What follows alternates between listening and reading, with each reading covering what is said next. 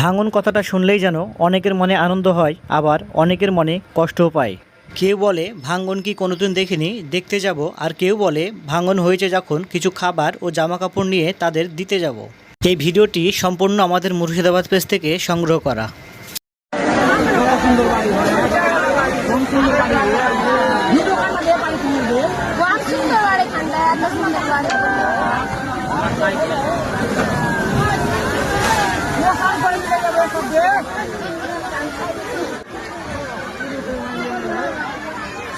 হারানোর কষ্ট কেবল সেই বুঝে যে হারিয়েছে। প্রত্যেকটা মানুষের একটা নিজস্ব স্বপ্ন আছে, আর সেই স্বপ্ন সম্পূর্ণ করতে যারা বাইরে পাড়ি দেয়, সেখানে কষ্ট করে কাজ করে মাথার ঘাম পায়ে ফেলে তারা একটা এইরকম ভাবে বাড়ি বানায়।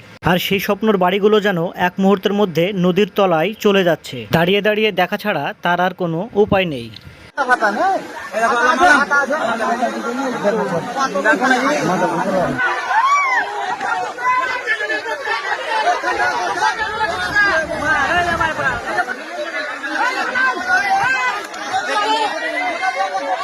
বর্তমান সময়ে মুর্শিদাবাদের আনাচে কানাচে প্রায় এইরকম ঘটনা যেন আমরা চোখে দেখেই থাকি। তার মধ্যে শামশেরগঞ্জে সবচাইতে বেশি।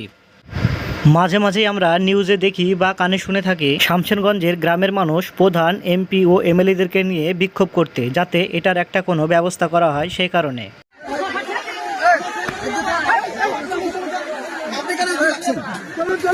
অসুবিধা নেই, সরিয়াও সরিয়াও সরিয়াও।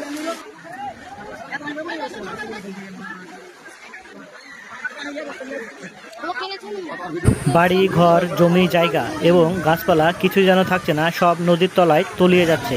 শত মানুষ থাকার পরও কোনো চেষ্টা নেই, কারণ সবাই জানে যে চেষ্টা করেও কোনো পরিবর্তন আসবে না।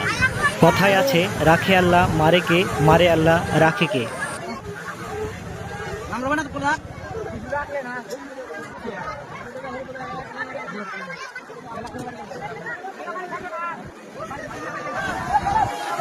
এই শামশেরগঞ্জে ভোটের আগে অনেকবার অনেক ধরনের প্রতিশ্রুতি দিয়েছিল। তার মধ্যে প্রতিশ্রুতি দিয়েছিল এই ভাঙন যেন কিভাবে প্রতিরোধ করা যায় তার একটা ব্যবস্থা করা হবে। কিন্তু ভোট মিটতেই গল্প শেষ। যার ভাঙন সহ্য করে ঠিক তারাই সহ্য করছে, আর নেতামন্ত্রী যেন এখন এসে পৌঁছায়নি সেই ভাঙন অবস্থায়। কথায় বলে যার কষ্ট সেই বুঝে, আর বাকিরা গল্প খুঁজে। ঠিক তেমনটাই হয়েছে এই শামশেরগঞ্জে। কত কষ্ট বে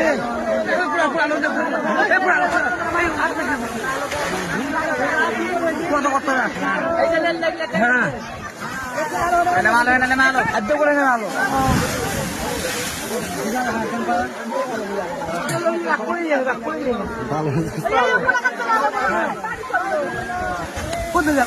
পুলিশ প্রশাসন বা সরকারের কাছে একটা অনুরোধ করব, এই ভাঙন কিভাবে প্রতিরোধ করা যায় তার জন্য একটা খুব তাড়াতাড়ি ব্যবস্থা গ্রহণ করে। ওই ভাঙনে যেসব পরিবারের ঘর বাড়ি তলিয়ে গিয়েছে তাদের খাওয়া দাওয়া ও থাকার যেন কোনো রকম ত্রুটি না হয়।